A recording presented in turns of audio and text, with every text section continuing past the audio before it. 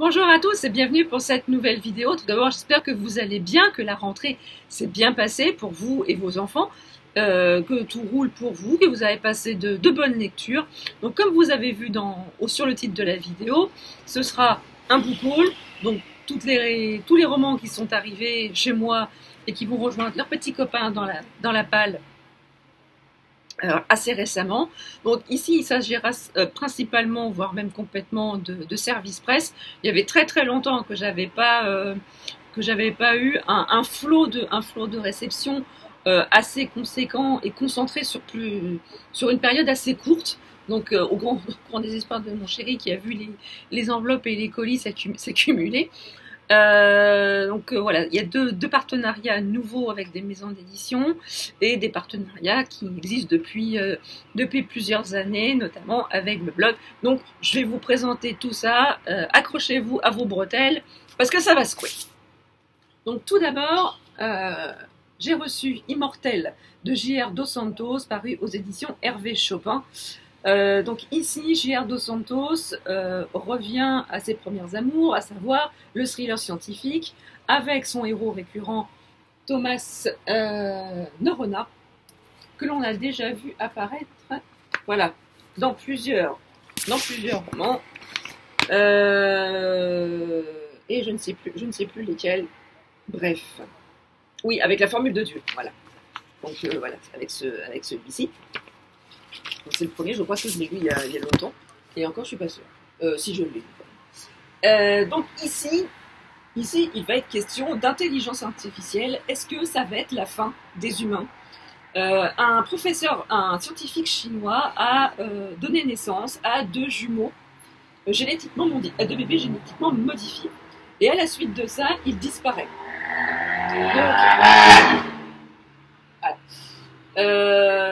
Du coup, un Américain contacte Thomas Neurona à Lillebonne pour l'aider à retrouver ce scientifique chinois, mais il doute un petit peu de l'identité de cette personne, et du coup, il va s'apercevoir que, en creusant un petit peu, il va s'apercevoir que le projet de ce professeur chinois cache bien d'autres secrets, et voilà, il va s'ensuivre une course-poursuite. Et en tout cas, ce que j'aime beaucoup dans ces romans de cet auteur, c'est que quand il se lance dans le thriller scientifique, c'est extrêmement riche, c'est extrêmement documenté. Dès qu'on ouvre le livre, voilà, l'action s'enchaîne sans nous laisser de repos. Et c'est ça que j'aime beaucoup. Et pourtant, quand vous voyez l'épaisseur du bouquin, ça peut en rebuter beaucoup. Mais ça se lit vraiment très bien. Alors j'espère que pour celui-ci, ça va être la même chose. Et en tout cas, moi j'attends beaucoup de ce roman et j'ai hâte de voir comment l'auteur va traiter va mettre un petit peu l'intelligence artificielle dans le cœur de son roman. Nouveau partenariat avec les éditions Au Trouble. J'ai reçu Sacha Ebrel. Non, ça c'est le nom de l'auteur. J'ai reçu L'emprise des sens de Sacha Ebrel. Herbel, pardon. Je lis à l'envers, donc des éditions Au Trouble Poche. Donc ici, on va faire la connaissance de Talia, qui à la suite d'une rupture sentimentale va s'envoler vers la Nouvelle-Orléans pour voir un peu du pays et se changer les idées. Malheureusement, dès le lendemain de son arrivée, elle se trouve mêlée à un crime, un rituel un peu vaudou, magie noire, tout ça, et elle va aider du coup les enquêteurs sur place à dénouer le fin mot de l'histoire. Donc en fait, ça se passe à la Nouvelle-Orléans, on parle de vaudou, on parle de magie noire, et tout ça avec la culture de la Nouvelle-Orléans, ça laisse présager un très bon moment de lecture et assez dépaysant. Je vous en parlerai très vite. Toujours aux éditions Au Trouble Poche, j'ai reçu Pour tout l'heure de Srinagar de Mark Zellweger. Alors là, on passe du coup dans un registre de romans d'espionnage, comme je les aime. On est dans voilà, le monde est dans l'ébullition. On frôle la Troisième Guerre mondiale entre l'Arabie Saoudite, les États-Unis et l'Iran, qui, je rappelle, sont quand même autant les États-Unis, l'Iran, je suis pas très sûre, mais peut-être que, sachant que tous ces gens-là ont l'arme atomique. Donc voilà, si le cœur leur en dit d'appuyer sur le petit bouton, on y passe tous. Donc est-ce que la fiction va rejoindre la réalité ou inversement? En tout cas, j'ai hâte de voir comment Mark Zellweger a mitonné cette petite recette et va nous faire partager un petit peu sa passion pour le roman d'espionnage. Toujours aux éditions Au Trouble, j'ai reçu le nouveau roman de Sandrine Roy, Dilemme. Alors, pourquoi j'ai choisi ce roman-là dans le catalogue? Tout simplement parce que c'est Sandrine Roy. C'est les précédents romans de sa série Linwood Miller que j'ai pas lu, mais j'en entends toujours des très très bons retours, et quand j'ai vu que son nouveau roman sortait, je me suis dit bon allez, vas-y fonce quoi, vas-y. Et du coup bon bah, voilà, je l'ai demandé, et les éditions Au Trouble ont eu la gentillesse de me l'envoyer. Donc là, de quoi que ça cause? Voilà, donc on est dans les années 2000. Un tueur en série s'apprête à s'attaquer à une famille dans une maison en banlieue parisienne. Et bien des années plus tard, il récidive, il opère toujours la nuit, il décime des familles entières. Pourquoi? Qu'est-ce qui le pousse à faire ça? Et de tous ces massacres, il est resté un enfant, un rescapé, qui s'appelle Nathan et qui va être confié à une femme en Normandie. Et donc du coup, on va voir un enquêteur qui va essayer de tout mettre en œuvre justement pour trouver ce tueur.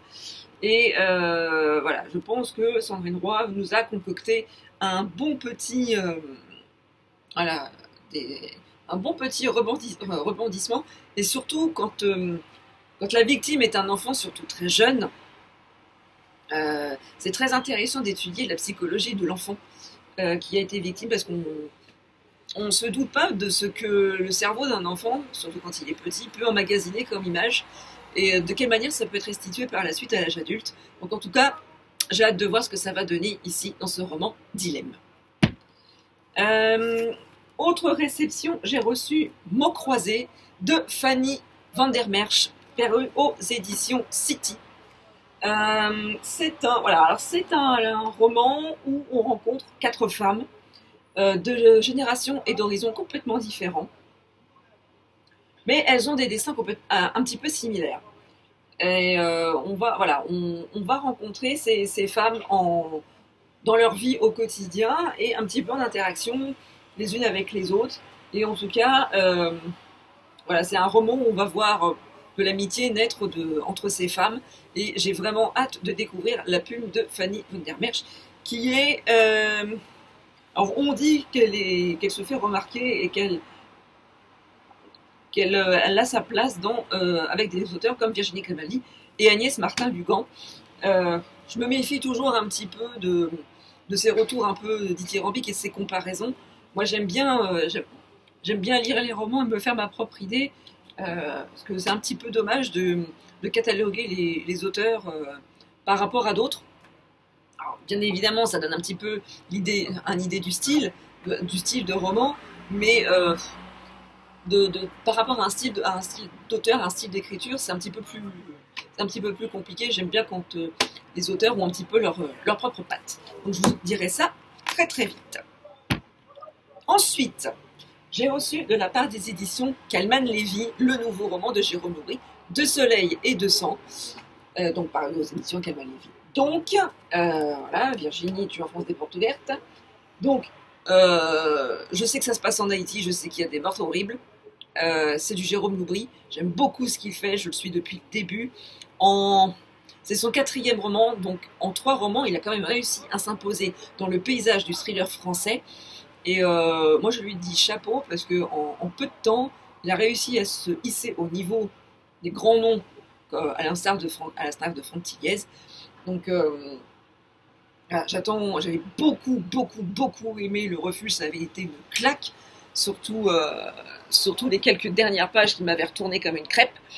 Voilà, j'espère qu'il en sera de même pour ce roman. Je vous en parlerai très très vite. J'ai reçu également de la part des éditions XO Babylone, le réveil des passions, de Catherine David avec la participation de Françoise Bouron. Alors, j'aime beaucoup. Alors, j'ai flashé sur la couverture, je la trouve absolument sublime. Et l'histoire, l'histoire, on se trouve dans la cité mythique de Babylone. Et il y a des meurtres terribles qui ont été commis dans cette cité. Et on va suivre l'histoire de plusieurs personnages qui vont essayer de découvrir ce qui s'est réellement passé pour restaurer l'ordre et la paix dans cette cité. Alors, est-ce que ce sont des meurtres gratuits ou est-ce que c'est un châtiment divin? Telle est la question. Et j'ai vraiment hâte de me plonger dans ce roman historique où il va se passer plein de choses. Et j'adore quand je me trouve happée comme ça dans un univers dans une cité qui a existé et qui n'existe plus. Enfin, j'ose espérer qu'un jour Babylone a existé. Et donc voilà, j'ai très hâte de me plonger dans ce roman parce que franchement le résumé il me donne mais tellement envie. J'ai envie de tout arrêter puis de commencer maintenant. Vous voyez, donc, toujours des éditions XO. J'ai reçu le nouveau roman d'Amélie Antoine, Le jour où. Donc là ici on n'est pas dans un polar, on est un peu dans un roman, dans un roman de littérature contemporaine. Et on y suit Rebecca qui prend l'habitude de venir fleurir des tombes dans un cimetière parisien. Et Benjamin, lui, vient d'assister à l'enterrement d'un inconnu. Donc voilà, le hasard va les mettre un petit peu l'un en face de l'autre, ils vont se rencontrer. Et de là va naître une histoire où les secrets du passé de chacun d'entre eux vont se révéler. Donc j'ai vraiment hâte de renouer avec la plume d'Amélie Antoine parce que j'ai lu quasiment tous ses romans, j'ai beaucoup aimé à chaque fois ce qu'elle faisait. Elle nous entraîne toujours, elle nous met dans un petit cocon, tout se passe bien, et bim, elle nous sort un rebondissement derrière les fagots qui vous claque la tête. Et avec tout son talent. Et j'ai vraiment hâte de me plonger dans ce nouveau roman. Je suis en train de faire une pile. J'espère que ça va pas se casser la figure avant la fin de la vidéo, les gars, parce que sinon, on va être embêtés. Et enfin, je suis maintenant nouvellement en partenariat avec la maison d'édition L'Alchimiste. Et j'ai reçu en service presse la version intégrale illustrée du Concile de Merlin de Lionel Crusille. Illustrée par... Mais c'est pas mis. Oh, pourquoi c'est pas mis? Oh, c'est bon. Pourquoi? Ah, si, c'est dit. Par Igor Burlakov, alias Dartegari. Et par l'auteur. Donc c'est un travail d'équipe. Donc c'est l'intégrale. Il y a ici les 3 tomes du Concile de Merlin. J'ai été très agréablement surprise parce que j'avais juste demandé le tome 1, étant donné que c'était un nouveau partenariat, et ils m'ont gentiment proposé de m'envoyer la version illustrée et l'intégrale, que je trouve absolument sublime. Voilà, j'aime beaucoup.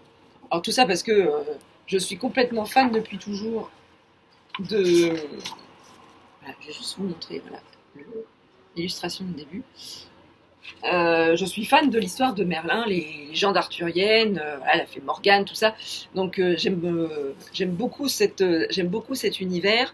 Et ici, Merlin détient des manuscrits, des manuscrits écrits en langue araméenne sur la vie du Christ.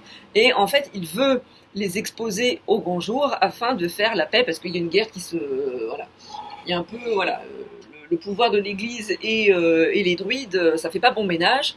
Et afin de restaurer la paix entre ces deux mondes, Merlin voudrait donner, du coup, ces fameux manuscrits à l'Église. Sauf que, une fois qu'il les a une fois qu'il les a montrés à ses comparses, Merlin disparaît et du coup les laisse aux mains de sa fille qui se trouve embriguée dans une aventure à laquelle elle ne comprend rien. Et du coup, on va suivre les aventures de sa fille qui s'appelle Gwendael. Et voilà, ça a l'air absolument passionnant et j'ai vraiment hâte de me plonger dans cette histoire. Donc voilà, cette vidéo est à présent terminée. J'espère qu'elle vous a plu.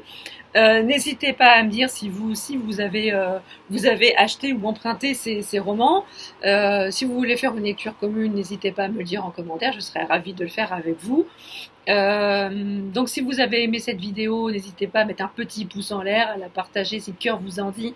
Et si vous n'êtes pas encore abonné à la chaîne, n'hésitez pas, c'est gratuit, ça fait plaisir et ça ne fait de mal à personne. Sur ce, je vous laisse et je vous dis à très bientôt pour une nouvelle vidéo. Ciao!